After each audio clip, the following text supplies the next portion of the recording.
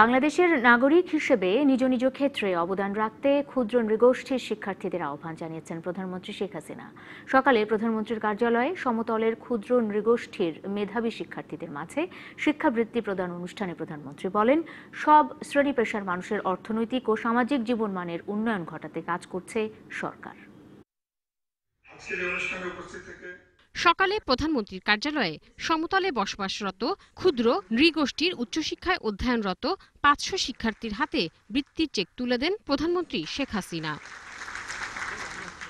অনুষ্ঠানে প্রধানমন্ত্রী আদিবাসী ও ক্ষুদ্র নৃগোষ্ঠীর কল্যাণে নেওয়া সরকারের বিভিন্ন পদক্ষেপ তুলে ধরেন। বলেন, হিজড়া, দলিত, বেদে সহ সকল শ্রেণী পেশার মানুষের কল্যাণে কাজ করছে সরকার।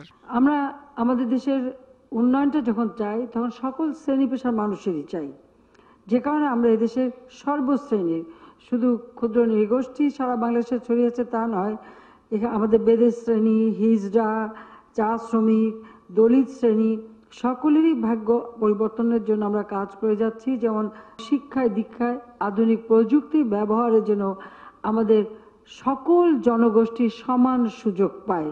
প্রধানমন্ত্রী ক্ষুদ্র নৃগোষ্ঠী সন্তানদের তাদের সক্রিয়তা ও নিজ নিজ পেশা ধরে রাখার অনুরোধ জানান। যার যার পেশা, সেই পেশাটা ফেলে দিলে চলবে না, সেই পেশাটাকে ধরে রাখতে হবে এবং সেটাকে আধুনিক প্রযুক্তিতে ব্যবহার করেই যেন আমাদের জাতীয় অর্থনীতিতে অবদান রাখে, সেদিকে তোমাদের বিশেষ ভূমিকা রাখতে হবে। সেটাই আমি চাই। এই ক্ষুদ্র নৃগোষ্ঠী বা আমরা এই অবহেলিত, সেটা কেউ ভাবলে চলবে না। সকলকে ভাবতে হবে যে এই দেশের নাগরিক সবাই এবং প্রত্যেক নাগরিকের সমান অধিকার। এর আগে সকালে প্রধানমন্ত্রীর সঙ্গে বিদায় দেখা করেন মালয়েশিয়ার রাষ্ট্রদূত নূর আশকিন বিনতি মোহাম্মদ তাইব। এছাড়া প্রধানমন্ত্রীর সঙ্গে সৌজন্য দেখা করেন এশিয়ান ডেভেলপমেন্ট ব্যাংকের আবাসিক প্রতিনিধি Manmohan Prakash. Tahsina Jesy, TBC news, Dhaka.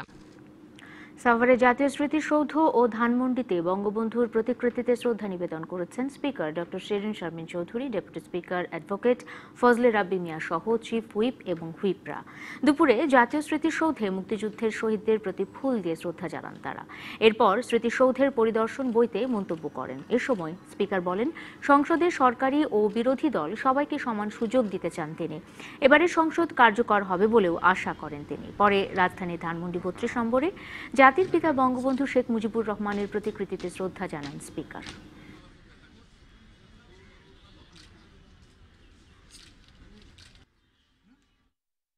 Speaker হিসেবে একাদশ জাতীয় সংসদ এমনভাবে পরিচালনা করতে চাই যেখানে সরকারি দল এবং বিশেষ করে বিরোধী দল সহ আমাদের যারা স্বতন্ত্র নির্বাচিত সদস্যরা আছেন তারা যাতে সকলেই সুযোগ পান। কাজে একাদশ জাতীয় সংসদ একটা কার্যকর সংসদ হবে, এই প্রত্যয় নিয়েই আমরা কাজ শুরু করেছি। একাদশ জাতীয় সংসদ নির্বাচনের প্রতিবাদে ৬ ফেব্রুয়ারি নির্ধারিত নাগরিক সংলাপ স্থগিত করেছে জাতীয় ঐক্যফ্রন্টের পরিবর্তে ওই দিন জাতীয় প্রেস ক্লাবের সামনে বেলা ৩টা থেকে ১ ঘণ্টা ব্যাপী কালো ব্যাজ পরে প্রতিবাদ কর্মসূচি ঘোষণা করেছে সরকার বিরোধী এই জোট। পাশাপাশি ২৪শে ফেব্রুয়ারি নির্বাচনে প্রতিদ্বন্দ্বিতাকারী ঐক্যফ্রন্টের প্রার্থীদের নিয়ে গণশুনানি আয়োজনের ঘোষণা দেওয়া হয়েছে। বিকেলে রাজধানীর মতিঝিলে এমসিসিআই ভবনে ঐক্যফ্রন্টের স্টিয়ারিং কমিটির বৈঠক শেষে এই কর্মসূচি ঘোষণা করেন এই জোটের মুখপাত্র ও বিএনপি মহাসচিব মির্জা ফখরুল ইসলাম আলমগীর। তিনি আরও জানান, আগামী শনিবার প্রধানমন্ত্রীর আমন্ত্রণে গণভবনে আয়োজিত শুভেচ্ছা বিনিময় ও চা চক্রের অনুষ্ঠানে যোগ দেবে না ঐক্যফ্রন্ট। পরে সাংবাদিকদের এক প্রশ্নের জবাবে ঐক্যফ্রন্টের শীর্ষ নেতা ডক্টর কামাল হোসেন বলেন, ৩০শে ডিসেম্বরের নির্বাচনে জয়ী গণফোরামের ২ নেতা এমপি হিসেবে শপথ নেবেন না। ভোট ডাকাতি নির্বাচনের পরে এবং হাজার হাজার নেতা কর্মীরা যারা আজকে কারাগারে রয়েছেন, আহত হয়েছেন, নিহত হয়েছেন, প্রার্থীরা অনেকে আপনার প্রচুরভাবে আহত হয়েছেন, সেই অবস্থার প্রেক্ষিতে এই চা চক্রের যে আয়োজন, এটাকে আমরা মনে করি যে এটা একটা পরিহাস মাত্র, এবং সেই জন্যে এই চা চক্রে যাওয়ার কোনো প্রয়োজন আছে বলে আমরা মনে করি না। অস্তিত্ব টিকিয়ে রাখতে বিএনপির সংসদে আসা উচিত বলে মন্তব্য করেছেন আওয়ামী লীগের সাধারণ সম্পাদক ওবায়দুল কাদের। রাজধানীর ফুলবাড়িয়ায় ডিটিসিএ কার্যালয় পরিদর্শনের পর তিনি এই মন্তব্য করেন। ওবায়দুল কাদের বলেন, শুক্র ও শনিবার ছাড়া শোভাযাত্রা মিছিল করা যাবে না, এছাড়া রাস্তা বন্ধ করেও কোনো সমাবেশ করা যাবে না। তিনি বলেন, স্কুল হাসপাতালের সামনে এবং ভিআইপিরা যত্রতত্র হর্ন বাজাতে পারবেন না। পাঠ্যপুস্তকে ট্রাফিক বিষয়ে অন্তর্ভুক্তির জন্য শিক্ষা মন্ত্রণালয়কে চিঠি দেওয়া হবে বলেও জানান মন্ত্রী। শুধুমাত্র বিএনপি যারা নির্বাচনে জনগণ যাদের প্রত্যাখ্যান করেছে তারাই আজ নির্বাচনকে প্রশ্নবিদ্ধ করতে চাইছে।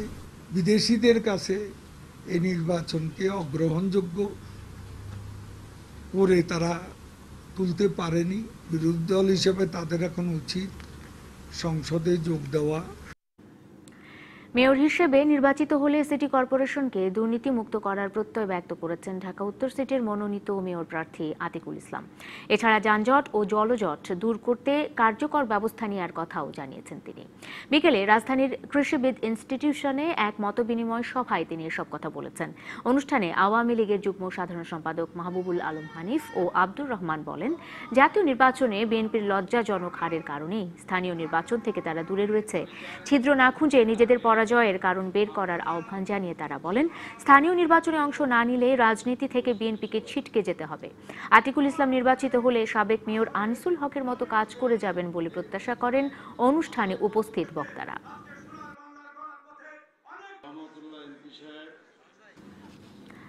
নিয়োগ, বদলি, পদায়ন, ক্রয় সহ স্বাস্থ্যের 11টি খাতে দুর্নীতির উৎস চিহ্নিত করেছে দুর্নীতি দমন কমিশন দুদক। এই অবস্থা থেকে উত্তরণের জন্য স্বাস্থ্য মন্ত্রণালয়ে 25 দফা সুপারিশও করেছে সংস্থাটি। বৃহস্পতিবার স্বাস্থ্যমন্ত্রী জাহিদ মালিকের হাতে এসব সুপারিশ সহ প্রতিবেদন তুলে দেন দুদক কমিশনার মোজাম্মেল হক খান। এদিকে দুদকের সুপারিশে 23 কর্মকর্তাকে বদলি করা হয়েছে। স্বাস্থ্য খাতে নানা অনিয়ম ও দুর্নীতির অভিযোগ নিয়ে সম্প্রতি বিভিন্ন হাসপাতাল পরিদর্শন করেছে দুদকের কর্মকর্তারা।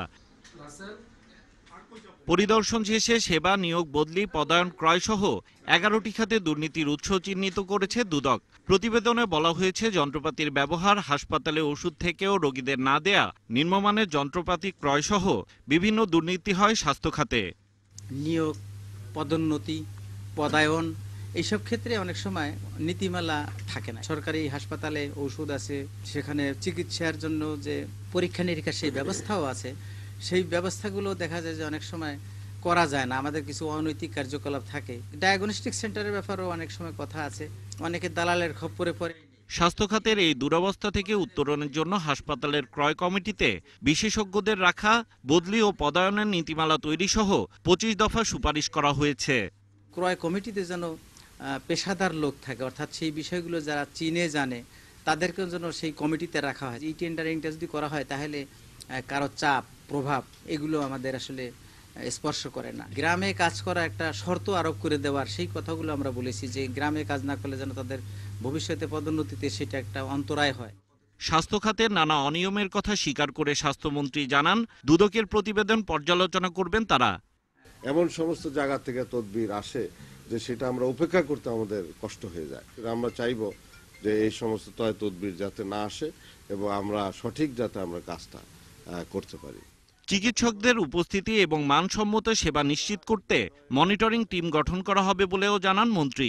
আমরা একটা মনিটরিং সেল আমরা তৈরি করছি। দুর্নীতি থাকলে সুশাসন প্রতিষ্ঠা করা সম্ভব নয়। হিমেল মাহবুব, ডিবিসি নিউজ, ঢাকা। ভর্তি ও নিয়োগ পরীক্ষার প্রশ্ন ফাঁসে অর্থ দিয়ে সহযোগিতা করেছে এমন 100 জনকে নজরদারিতে রেখেছে সিআইডি। দুপুরে সংবাদ সম্মেলনে সিআইডি আরও জানিয়েছে, জালিয়াত চক্রের মূলোৎপাটনের ফলে সামনের এসএসসি পরীক্ষায় আর কেউ এই ধৃষ্টতা দেখাবে না। আর শিক্ষামন্ত্রী ডাক্তার দীপু মনি প্রশ্ন ফাঁস কিংবা সামাজিক মাধ্যমে কোনো গুজব ছড়ালে কঠোর শাস্তির হুঁশিয়ারি দিয়েছেন। ডিজিটাল ডিভাইস ব্যবহার করে পাবলিক বিশ্ববিদ্যালয়গুলোতে ভর্তি ও সরকারি নিয়োগ পরীক্ষায় প্রশ্ন ফাঁস করা জালিয়াত চক্রের প্রধান 2 হোতাসহ 46 জনকে গ্রেপ্তার করেছে সিআইডি। 46 সকলেরই আমরা 164 অনুযায়ী তাদের স্টেটমেন্ট রেকর্ড করেছি। এই জালিয়াত চক্রের 30 কোটি টাকার অবৈধ সম্পদেরও খোঁজ পাওয়া গেছে। এই পর্যন্ত আমাদের ঢাকা বিশ্ববিদ্যালয়ের ছাত্রছাত্রী সহ প্রায় শতাধিক লোককে পেয়েছে যারা এই মামলার আসামি হবে বলে আমরা প্রত্যাশা করছি। আমরা অচিরেই এই মামলাটি শেষ করব। শিক্ষামন্ত্রীও প্রশ্ন ফাঁস ও গুজব ছড়ালে কঠোর শাস্তির আওতায় আনা হবে বলে হুঁশিয়ারি দিলেন। এই পর্যন্ত সব পরীক্ষা করে দেখা গেছে যে শতকরা 80 ভাগের বেশি হলো গুজব, কিন্তু ওই যে 20 ভাগ যেখানে সত্য হয়েছে আমরা সেই 20 ভাগের জায়গাও রাখতে চাই না। এসএসসি ও সমমানের পরীক্ষা নিয়ে এক সংবাদ সম্মেলনে শিক্ষামন্ত্রী আরো বলেন, পরীক্ষায় কোনো শিক্ষক অনিয়ম করলে তাকে বরখাস্ত করা হবে, আর কোনো শিক্ষা প্রতিষ্ঠান জড়িত প্রমাণ হলে এমপিও বাতিল করা হবে। কাজে আমরা আশা করছি। Ibrahim Pathan, DBC news, Dhaka. Coaching centre বন্ধে অভিযান চালিয়েছে বরিশালের জেলা প্রশাসন। দুপুরে নির্বাহী ম্যাজিস্ট্রেট মোজাম্মেল হক চৌধুরীর নেতৃত্বে শহরের বিভিন্ন এলাকার কোচিং সেন্টারগুলোতে অভিযান চালানো হয়। নগরীর গোড়াচাঁদা দাস রোড, বগুড়া রোড, হাসপাতাল রোড, পিএম কলেজ রোড এলাকা সহ বিভিন্ন এলাকায় অভিযান চালানো হয়। এ সময় গোড়াচাঁদ দাস রোডে ইডেন কোচিং সেন্টার চালু পাওয়ায় 1000 টাকা জরিমানা করা হয়। এর বাইরেও আরও 5টি কোচিং সেন্টার খোলা রাখার অপরাধে প্রত্যেককে 1000 টাকা করে জরিমানা করা হয়। নদী দখল ও উচ্ছেদ নিয়ে কানামাছি খেলা চলছে বলে মন্তব্য করেছে হাইকোর্ট। বৃহস্পতিবার তুরাগ নদীর পাড় দখলমুক্ত করার এক রিটের রায় দেওয়ার সময় এই খেলা বন্ধ হওয়া উচিত বলে মন্তব্য করে আদালত। এদিকে বুড়িগঙ্গার তীরে তৃতীয় দিনে উচ্ছেদ করা হয়েছে Bangladesh telecommunication company limited BTCL Kamrangirchar এক্সচেঞ্জের দ্বিতল ভবন। তৃতীয় দিনে 130টি অবৈধ স্থাপনা উচ্ছেদ করা হয়েছে বুড়িগঙ্গার তীরে। উচ্ছেদ অভিযানের তৃতীয় দিনেও 3তলা বাড়ি ও কারখানা সহ প্রায় 130টির বেশি স্থাপনা উচ্ছেদ করে BIWTA। এ সময় ঘুরিয়ে দেয়া হয় BTCL কামরাঙ্গীরচর এক্সচেঞ্জের দ্বিতল ভবন। নদীতে অবৈধ স্থাপনা নির্মাণের জন্য 25,000 টাকা করে জরিমানাও করা হয় দুই মালিককে। পরিবেশ সংরক্ষণ আইন 1995-এর 6 ধারা লঙ্ঘনের দায়ে তাদেরকে 25,000 করে 50,000 টাকা অর্থদণ্ড করা হয়েছে, অনাদায়ে 3 মাসের বিনাশ্রম কারাদণ্ড। সপ্তাহের আবার মঙ্গল বুধ বৃহস্পতি, তার পরবর্তী সপ্তাহে থেকে আবার মঙ্গল বুধ বৃহস্পতি, এই পর্ব যদি শেষ করতে পারি তাহলে আমরা আশা করছি যে একটা টেকসই স্থায়ী উচ্ছেদ অভিযান আমরা সফলভাবে সমাপ্ত করতে পারবো। উচ্ছেদকৃত জায়গায় ওয়াকওয়ে ও পার্ক নির্মাণ করা হবে বলে জানিয়েছে BIWTA। রাজনৈতিক বিবেচনা বা সরকারি কোনো স্থাপনা বা অন্য কোনো বিষয়ের চাপ যেটাই বলি না কেন এখানে কিন্তু নেই। এখানে একটা জিরো টলারেন্স নীতি অবলম্বন করা হচ্ছে এবং নদীর অংশ নদীকে আমরা ফিরিয়ে দেওয়ার জন্য আমরা একদম 100% কমিটেড, সেভাবে কাজ করছি। এদিকে নদী দখল ও উচ্ছেদ নিয়ে কানামাছি খেলা চলছে বলে মন্তব্য করেছে হাইকোর্ট। তুরাগ নদীর অবৈধ স্থাপনা দখলমুক্ত করার নির্দেশনা চেয়ে একটি রিট মামলার রায় ঘোষণার সময় বৃহস্পতিবার বিচারপতি মইনুল ইসলাম চৌধুরী ও বিচারপতি মোহাম্মদ আশরাফুল কামালের হাইকোর্ট বেঞ্চ এই কানামাছি খেলা বন্ধ হওয়া উচিত বলে মন্তব্য করেছেন। মনিরুল সোহাগ, ডিবিসি নিউজ, ঢাকা। আইনের জটিলতা এবং জবাবদিহিতার ঘাটতির কারণেই প্রকল্প বাস্তবায়নে দেরি হয় বলে মন্তব্য করেছেন পরিকল্পনা মন্ত্রী এম এ মান্নান। বিকেলে রাজধানীর শেরে বাংলা নগরে সাংবাদিকদের একথা জানান তিনি। এর আগে এশীয় উন্নয়ন ব্যাংকের কান্ট্রি ডিরেক্টর মনমোহন প্রকাশ মন্ত্রীর সৌজন্যে সৌজন্য সাক্ষাৎ করেন। প্রকাশ জানান, বাংলাদেশ এখন এডিবির শীর্ষ ঋণ গ্রহীতা। বাংলাদেশ চাইলে রেল খাতের উন্নয়নেও এডিবির অর্থায়নের আগ্রহের কথা জানান মনমোহন প্রকাশ। পরে পরিকল্পনা মন্ত্রীর সঙ্গে সৌজন্য সাক্ষাৎ করেন ঢাকায় নিযুক্ত ভারতের ভারপ্রাপ্ত হাই কমিশনার ডক্টর আদর্শ সোয়াইকা। এ সময় ভারতীয় লাইন অফ ক্রেডিট ছাড়ের ধীর গতির বিষয়ে কথা হয় বলে জানিয়েছেন পরিকল্পনা মন্ত্রী। এছাড়াও মেট্রোপলিটন চেম্বার অব কমার্সের একটি প্রতিনিধি দলও পরিকল্পনা মন্ত্রীর সঙ্গে সৌজন্য সাক্ষাৎ করেন। দেশবাসী চায়, কিন্তু গতিটা নিয়ে তাদের একটু প্রশ্ন আছে। 3 দিন যেটা হওয়ার কথা সেটাতে 8 দিন লাগানো, জবাবদিহিতার একটা প্রশ্ন এখানে আছে। এইটা বোধহয় আমাদের এখানে একটু কম আছে। আমলাতন্ত্র শুধু ব্যক্তি নয়, আইন কানুনে কিন্তু আমলাতন্ত্র। ব্যক্তিগুলা আইনের উপরে দাঁড়িয়ে আছে। অনেকগুলা বিধি বিধান আমাদের সিস্টেমে আছে যেগুলো আমি ব্যক্তিগত মনে করি প্রয়োজন নাই। বিশ্বব্যাংকের সঙ্গে বাংলাদেশের আবারও সুসম্পর্ক স্থাপন হয়েছে বলে মন্তব্য করেছেন অর্থমন্ত্রী মোস্তফা কামাল। বিকেলে রাজধানীর শেরে বাংলা নগরে অর্থমন্ত্রীর কার্যালয়ে তিনি এই মন্তব্য করেন। এ সময় তিনি জানান, বাংলাদেশকে সব ধরনের সহায়তা দিতে বিশ্বব্যাংক প্রতিশ্রুতিবদ্ধ। বিশ্বব্যাংকের বিদায়ী ও নতুন কান্ট্রি ডিরেক্টরদের সঙ্গে সৌজন্য সাক্ষাতের পর সাংবাদিকদের এসব কথা বলেন তিনি। আমাদের রিলেশনশিপ আরো স্ট্রং হবে। ওনারা এখন যে পরিমাণ আমাদেরকে সহযোগিতা করে আসছেন তার চাইতে এটা আরও বাড়বে, কারণ তারা আমাদের চাহিদা জানেন। ওয়ার্ল্ড ব্যাংকের সাথে আমাদের এই সম্পর্কটি থাকবে। আমরা মনে করি যে আমরা যখনই আমাদের কোনো ভালো প্রকল্প থাকবে তাদেরকে আমরা আমাদের সাথে পাবো। বঙ্গবন্ধুর আত্মস্বীকৃত খুনি রাশেদ চৌধুরীকে ফিরিয়ে দিতে মার্কিন যুক্তরাষ্ট্রকে আহ্বান জানিয়েছেন পররাষ্ট্রমন্ত্রী আব্দুল মোমেন। বিকেলে ঢাকায় নিযুক্ত মার্কিন রাষ্ট্রদূত রবার্ট মিলার তার কার্যালয়ে সাক্ষাৎ করতে এলে এই আহ্বান জানান মন্ত্রী। এ সময় মার্কিন রাষ্ট্রদূত বলেন, সুশাসন, গণতন্ত্র এবং অর্থনৈতিক সহযোগিতা নিয়ে আলোচনা হয়েছে। পরে পররাষ্ট্রমন্ত্রী জানান, রোহিঙ্গা সমস্যা সমাধানে মার্কিন যুক্তরাষ্ট্র যাতে অন্যান্য দেশের প্রতি চাপ সৃষ্টি করে তার অনুরোধ জানানো হয়েছে।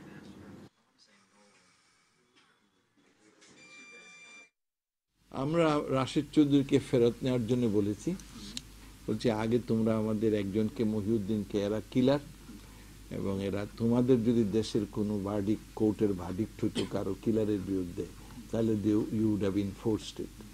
আমরা তোমাদের পথ ধরে আমরা চাই, আমাদের কোর্টের ভার্ডিক্ট হয়েছে এবং ফেয়ার অ্যান্ড জুডিশিয়াস প্রসেসে, এবং ইজ এ সেলফ কনফেস কিলার।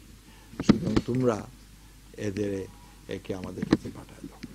ময়মনসিংহে প্রাইভেট কার উল্টে একই পরিবারের ৩ জন নিহত হয়েছেন। এছাড়া ৭ জেলায় সড়ক দুর্ঘটনায় মারা গেছেন আরও ৮ জন। ভোরে ময়মনসিংহের আলালপুরে প্রাইভেট কার উল্টে ৩ জন নিহত হন। নিহতরা হলেন গাইবান্ধার ফুলছড়ি উপজেলার হামিদ মেম্বার, তার স্ত্রী শাহেরা বেগম এবং তাদের ছেলে শফিকুল ইসলাম। পুলিশ জানায়, অসুস্থ শাহেরা বেগমকে নিয়ে ঢাকায় আসছিলেন হামিদ। ভোরে ময়মনসিংহের আলালপুরের এলাকায় গাছের সাথে ধাক্কা লেগে উল্টে যায় প্রাইভেট কারটি। এতে ঘটনাস্থলে ৩ জনের মৃত্যু হয়। এ সময় গুরুতর আহত ৩ জনকে উদ্ধার করে ময়মনসিংহ মেডিকেলে ভর্তি করা হয়। এছাড়া নরসিংদীর কারারচর, মেহেরপুর, কক্সবাজার সদর, ব্রাহ্মণবাড়িয়ার নন্দনপুর, গাজীপুরের কোনাবাড়ি, ফরিদপুর ও পঞ্চগড়ে সড়ক দুর্ঘটনায় পোশাক শ্রমিক সহ ৮ জন নিহত হয়েছেন। এদিকে টাঙ্গাইলের কালিহাতীতে ট্রেনের ধাক্কায় অটোরিকশার ২ আরোহী নিহত হয়েছেন। এ সময় আহত হয়েছেন আরও ৬ জন।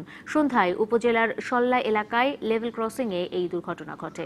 স্থানীয়রা জানান, ৮ জন আরোহী নিয়ে একটি অটোরিকশা সল্লা এলাকার অরক্ষিত লেভেল ক্রসিং পার হতে গেলে খুলনা থেকে ছেড়ে আসা চিত্রা এক্সপ্রেসের সঙ্গে ধাক্কা লাগে। এতে ঘটনাস্থলেই ২ আরোহীর মৃত্যু হয়। আহতদের উদ্ধার করে স্থানীয় হাসপাতালে ভর্তি করা হয়েছে। ঢাকার দক্ষিণ কেরানীগঞ্জের রাজেন্দ্রপুর এলাকায় ট্রাকের চাপায় ২ ভাই বোনের নিহতের ঘটনায় দোষী ট্রাক চালক ও তার সহকারীকে গ্রেপ্তার এবং নিরাপদ সড়কের দাবিতে মানববন্ধন করেছেন হাজারো মানুষ। সকাল 10টা থেকে রাজেন্দ্রপুর এলাকার ঢাকা মাওয়া মহাসড়কে ঘণ্টাব্যাপী এই মানববন্ধন কর্মসূচি পালন করা হয়। কেরানীগঞ্জে কমপক্ষে 20টি শিক্ষা প্রতিষ্ঠানের কয়েক হাজার শিক্ষার্থী, অভিভাবক, শিক্ষক ও এলাকাবাসী এই মানববন্ধনে অংশ নিয়েছেন। এ সময় তারা চালক ও চালকের সহকারীকে গ্রেপ্তার ও নিরাপদ সড়কের দাবি জানান। এছাড়া মহাসড়কে সকাল 8টা থেকে রাত 8টা পর্যন্ত ট্রাক বন্ধেরও দাবি জানানো হয়। গত সোমবার ঢাকার দক্ষিণ কেরানীগঞ্জে বেলা 11টায় স্কুল থেকে বাড়ি ফেরার পথে ট্রাকের চাপায় মোটরসাইকেল আরোহী 2 ভাই বোন আফিফা আক্তার ও আফসার আহমেদ নিহত হয়। চট্টগ্রামে এক তরুণ চিকিৎসকের অস্বাভাবিক মৃত্যুর ঘটনা ঘটেছে। মোস্তফা মোর্শেদ আকাশ নামে ওই চিকিৎসকের পরিবারের দাবি, তাকে হত্যা করা হয়েছে। ভোরে নগরীর চাঁদগাঁও আবাসিক এলাকার নিজ বাসা থেকে ওই চিকিৎসককে অচেতন অবস্থায় উদ্ধার করা হয়। চট্টগ্রাম মেডিকেলে নেয়ার পর তাকে মৃত ঘোষণা করা হয়। স্ত্রী তানজিলা চৌধুরী মিতুর সাথে 2009 সালে পরিচয় ও 2016 সালে বিয়ে হয় বলে জানান আকাশের স্বজনেরা। মৃত্যুর আগে আকাশ তার ফেসবুক স্ট্যাটাসে স্ত্রীর সঙ্গে সম্পর্কের অবনতির কথা তুলে ধরেন।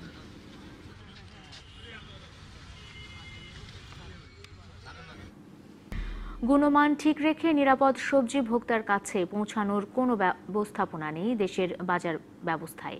নোংরা আর অস্বাস্থ্যকর পরিবেশে বিক্রির কারণে খাদ্যগুণ থেকে বঞ্চিত হওয়ার পাশাপাশি নানা মরণ ব্যাধিতে আক্রান্ত হচ্ছে মানুষ। চোখের সামনেই আইনের লঙ্ঘন দেখলেও নিরাপদ খাদ্য কর্তৃপক্ষ বলছে প্রতিকারের কোনো উপায় নেই। মৌসুমী সবজি দিয়ে তৈরি মুখরোচক এসব খাবারের স্বাদ নেননি এমন মানুষ রাজধানীতে পাওয়া ভার। শখের বশে কিংবা কর্মক্ষেত্রে বাধ্য হয়েই হোটেল রেস্তোরাঁতে খাবার খেতে হয় নগরবাসীকে। কিন্তু কি খাচ্ছেন তারা? রাতে চলে যাই কারণ বাজারে, ওখান থেকে ফ্রেশ শাকসবজিগুলো নিয়ে আসি। নগরীর প্রায় 50% বেশি মানুষের সবজির যোগান আসে কারওয়ান বাজার ঘুরে। এমনকি সামরিক ও আধা সামরিক বাহিনী, সরকারি বেসরকারি নানা প্রতিষ্ঠানও তাদের প্রয়োজনীয় সবজি এখান থেকেই সংগ্রহ করে। অনেকেই আবার আসেন দামে সস্তা পাওয়ার আশায়। সবার চোখের সামনেই এমন অস্বাস্থ্যকর পরিবেশে বিক্রি হয় সবজি। এ পানি খাওয়া যাবে না, তো এবার আপনার হাউজের পানি ওখান থেকে নিয়ে আসি, শাকসবজি দেওয়ার জন্য নিয়ে আসি। 20 বছর আগে মান্তাদার আমলে যেরকম ছিল এখনো আজও সেই একই পরিবেশে চলছে। এর থেকে বেটার আর কিছু আমাদের অল্টারনেটিভ নাই। পুষ্টি বিশেষজ্ঞরা বলছেন, খাদ্যের অনিরাপদ বাজারজাতকরণের কারণেও প্রকৃত পুষ্টিগুণ থেকে বঞ্চিত হচ্ছেন ভোক্তারা। অস্বাস্থ্যকর পরিবেশের কারণে বাড়ছে জীবনঘাতী রোগও। ফুড ভ্যালুটা কি পেলেন? আপনি তো কতগুলি জীবাণু কিন্তু খেয়ে ফেললেন। জীবন দিচ্ছে খাবার, আবার জীবন হরণও করছে। খাবারের জন্যই কিন্তু আমরা অনেক সময় মৃত্যুর মুখে পড়ে যাচ্ছি। রাজধানীর প্রাণকেন্দ্রে সবার চোখের সামনে খাদ্য ব্যবস্থাপনা আইনের সুস্পষ্ট লঙ্ঘন হচ্ছে প্রতিনিয়ত। পরিস্থিতি সম্পর্কে অবগত হলেও সহসাই এর প্রতিকারে কোনো সুখবর দিতে পারছে না নিরাপদ খাদ্য কর্তৃপক্ষ। খুবই খারাপ অবস্থা আছে, বিশেষ করে অস্বাস্থ্যকর পরিবেশ, অপরিষ্কার পরিচ্ছন্ন অবস্থায় আছে। লাইভ মুরগি ওখানে স্লটারিং করা হচ্ছে, একই পানিতে দিয়ে ছুপানো হচ্ছে। উন্নত দেশগুলোতে এই ধরনের কাঁচা বাজার কোথাও দেখবেন না। হোটেল রেস্তোরাঁ সহ খাদ্য উৎপাদন প্রক্রিয়ার সঙ্গে জড়িত প্রতিষ্ঠানে বিভিন্ন সময় অভিযান চালালেও নিরাপদে খাদ্য বাজারজাতকরণের বিষয়টি এখনও নিশ্চিত করা যায়নি। মোস্তফা মাহবুব, ডিবিসি নিউজ, ঢাকা। বাংলাদেশ শিগগিরই নতুন জাতের আরেকটি ধান উৎপাদন করতে যাচ্ছে। এটি হবে ভিটামিন এ যুক্ত গোল্ডেন রাইস। কৃষি মন্ত্রণালয়ে সাংবাদিকদের ব্রিফিংয়ে এই তথ্য জানিয়েছেন কৃষিমন্ত্রী আব্দুর রাজ্জাক। বাংলাদেশ রাইসেস ইনস্টিটিউট এবং ইরি মিলে এটা গোল্ডেন রাইস তারা আবিষ্কার করেছে। এটা আমাদের এনভায়রনমেন্ট মিনিস্ট্রির ক্লিয়ারেন্সের অপেক্ষায় আছে। সেই ব্যাপারে তারা আলাপ করলো এটা যাতে তাড়াতাড়ি রিলিজ হয়। আমরা যেহেতু বেশি চাল খাই, চালের মধ্যেই যদি ভিটামিন এ থাকে, ক্যারোটিন থাকে, তাহলে এটা আমাদের এই সমস্যার সমাধানে বিরাট একটা অবদান রাখবে। কখনো চাকরির প্রলোভন, আবার কখনো বা বাসায় গৃহকর্মী সরবরাহের নামে প্রতারক চক্র গড়ে উঠেছে বরিশালে। পুলিশের হাতে ধরা পড়ছে এদের কেউ কেউ। এক্ষেত্রে সচেতনতার পাশাপাশি আইন শৃঙ্খলা বাহিনীর সহায়তা নেবার পরামর্শ পুলিশের। বরিশালে কলেজ বিশ্ববিদ্যালয়ের শিক্ষার্থীদের পার্ট টাইম জবের কথা বলে অর্থ হাতিয়ে নেবার অভিযোগ হরহামেশা। সম্প্রতি পপুলার লাইফ ইন্স্যুরেন্স কোম্পানির নাম ভাঙিয়ে অর্থ হাতিয়ে নেবার অভিযোগ পাওয়া গেছে। পপুলার ইন্স্যুরেন্স থেকে মোহাম্মদ জাহিদুর রহমান নাম নিয়ে একটা লোক আসলো বাসায়, তো এসে চাকরি দেবার নাম বললো। টাকা নেওয়ার পরে ওনার আর কোনো হুদিস নেই। ফোন করলে ফোনটা অন, কিন্তু ফোন উনি রিসিভ করে না। সত্যতা স্বীকার করে অভিযুক্তকে বহিষ্কারের কথা জানান পপুলার লাইফ ইন্স্যুরেন্সের কর্মকর্তারা। নির্দেশনা দিয়েছে ওকে টার্মিনেট করা হোক, ওই দিনকে তাকে টার্মিনেট করা হয়েছে। এরপর বিভিন্ন কথাবার্তা আমরা শুনতেছি, মাঠে গিয়ে এখনো পপুলারের কার্ড শো করে। স্যারে বলছে যদি আমাদের কাগজ ওকে টার্মিনেট করা হয়েছে এখনো শো করে, তোকে যেখানে পাবো সেইখানে মারবা এবং পুলিশকে দোহাই দিবা। বরিশালে এই জাহিদুরদের সংখ্যা কম নয়। তারা নতুন প্রতারণার ফাঁদ খুলেছে বাসায় গৃহকর্মী দেবার কথা বলেও। এক্ষেত্রে সচেতনতা বাড়ানোর তাগিদ পুলিশের অতিরিক্ত আইজি ও নগর পুলিশের প্রধানের। এ বিষয়ে আমরা জনগণকে এইভাবে সতর্ক করতে চাই, তারা যেন এই ধরনের কোনো ডিলিংসে যাওয়ার আগে তারা একটু ভালো করে যাচাই বাছাই করে নেন এবং কোনো রকম সন্দেহ হলে তারা যেন পুলিশকে অবহিত করে। বাসায় গৃহকর্মী হিসেবে অপরিচিত কাউকে যেমনি নয়, তেমনি চাকরি পেতে অর্থ দেয়া মানে প্রতারণার ফাঁদে পা দেবার শঙ্কাকে উড়িয়ে দিচ্ছেন না তারা। একই সাথে প্রতারণার অভিযোগগুলো গুরুত্ব সহকারে দেখলে প্রতারক চক্র নিষ্ক্রিয় হবে বলেও মনে করেন সচেতন মহল। অপূর্ব অপু, ডিবিসি নিউজ, বরিশাল। ঝিনাইদহের শৈলকুপায় বিলুপ্তপ্রায় বিরল প্রজাতির একটি মদন টাক পাখি উদ্ধার করা হয়েছে। বিকেলে খুলনা রেঞ্জ বন বিভাগের কর্মকর্তারা পাখিটি উদ্ধার করেন। উদ্ধারকারী টিমের পরিদর্শক জানান, পাখিটির শরীরে আঘাতের চিহ্ন রয়েছে। প্রাথমিক চিকিৎসার জন্য বন্যপ্রাণী উদ্ধার ও পুনর্বাসন কেন্দ্র খুলনায় রাখা হবে। পরে সুস্থ হলে তাদের মূল আবাসস্থল সুন্দরবনে অবমুক্ত করা হবে। এর আগে উপজেলার দামুকদিয়া গ্রামের কৃষক বিপুল মোল্লা তার বাড়িতে পাখিটিকে বেঁধে রাখে। এতে পাখিটির মারা যাওয়ার আশঙ্কা দেখা দেয়। পাখিটি দেখতে প্রতিদিন ভিড় করছে গ্রামবাসী। গেল সোমবার একদল গ্রামবাসী ফাঁদে আটকে পাখিটিকে শিকার করে। পোষ মানানোর চেষ্টা করলেও কৃষক বিপুল মোল্লা দাবি করেন পাখিটিকে সুস্থ করে তুলেছেন তিনি।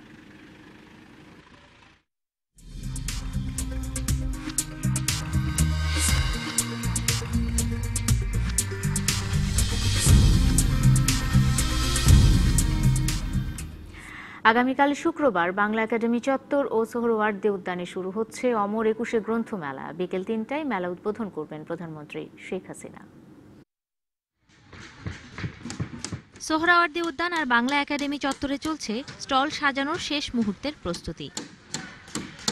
বাংলা একাডেমির আব্দুল করিম সাহিত্য বিশারদ মিলনায়তনে মেলার প্রস্তুতির সবশেষ অবস্থা তুলে ধরেন মহাপরিচালক হাবিবুল্লাহ সিরাজি। বইকে আমরা গ্রাহ্য করি আমাদের সর্বশ্রেষ্ঠ উপাদান জাতি গঠনের। বইকে নিয়ে আমরা ১ মাস ব্যাপী শৃঙ্খলার সঙ্গে, নিরাপত্তার সঙ্গে এবং আমাদের স্বাচ্ছন্দ্যের সঙ্গে বিহার করব আমাদের সোহরাওয়ার্দী উদ্যান থেকে বাংলা একাডেমি চত্বর পর্যন্ত। এবার সবচেয়ে বড় পরিসরে আয়োজন করা হয়েছে গ্রন্থমেলার। অংশ নিচ্ছে প্রায় ৫০০ প্রকাশনা সংস্থা। প্রতি বছরই আমরা চেষ্টা করি যে সমস্যাগুলো থাকে পরবর্তী বছর সেটা সমাধান করার জন্য। এবছর একদম সামগ্রিকভাবে পুরো মেলাটাকে ঢেলে সাজানো হয়েছে। স্টল বিন্যাস থেকে শুরু করে তারপরে রাস্তা, শিশু চত্বর সবকিছুই নতুনভাবে করা হয়েছে। আশা করি এটা খুবই ভালো হয়েছে। গ্রন্থমেলাকে কেন্দ্র করে এবারও থাকছে নিশ্ছিদ্র নিরাপত্তা ব্যবস্থা। এই বইমেলার নিশ্ছিদ্র নিরাপত্তার জন্যে যা যা করণীয় আমরা সকলের সাথে সমন্বয় করে প্রত্যেকটি বিষয় আমরা সুচারুভাবে দেখব এবং নিবিড় তদন্তের মধ্য দিয়ে আমরা সকল দর্শনার্থী, লেখক, প্রকাশক সবাইকে আমরা নিরাপত্তা দিতে দৃঢ় সংকল্পবদ্ধ। প্রতিদিন বিকাল ৩টা থেকে রাত ৯টা, ছুটির দিন সকাল ১১টা থেকে রাত ৯টা এবং ২১শে ফেব্রুয়ারি সকাল ৮টা থেকে রাত ৮:৩০ পর্যন্ত খোলা থাকবে অমর ২১ গ্রন্থমেলা। ঝুমি রহমান, ডিবিসি নিউজ, ঢাকা। মোড়ক উন্মোচন করা হলো কবি তাহমিনা শবনম হকের দ্বিতীয় কবিতা গ্রন্থ গাছ পাথরের গল্পের। বৃহস্পতিবার সন্ধ্যায় গুলশানের ক্যাডেট কলেজ ক্লাব মিলনায়তনে কবিতা গ্রন্থের মোড়ক উন্মোচনে ছিলেন কবির মা দিলরুবা হক, ডেইলি সানের সাব এডিটর আলী হাবিব সহ বিশিষ্টজনেরা। মোড়ক উন্মোচন উপলক্ষে আয়োজন করা হয় গান কবিতা আড্ডার। তাহমিনা শবনম হকের বইটি ২১শে বই মেলায় সুবর্ণ প্রকাশনী থেকে সংগ্রহ করতে পারবেন কবিতা প্রেমীরা।